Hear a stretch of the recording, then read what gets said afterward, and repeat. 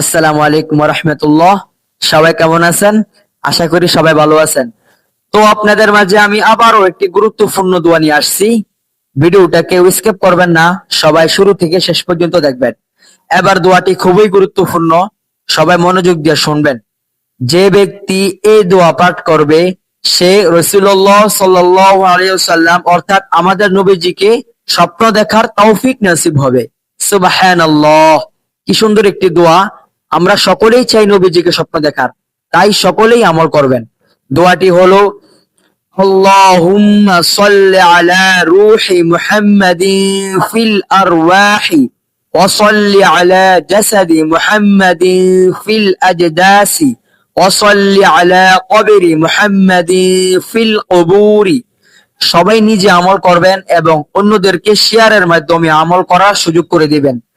তো আমাদের এই চ্যানেলে ইসলামিক যাবতীয় অনেক কিছু আপলোড হয়, তাই সকলেই এই চ্যানেলটা সাবস্ক্রাইব করে পাশে থাকবেন।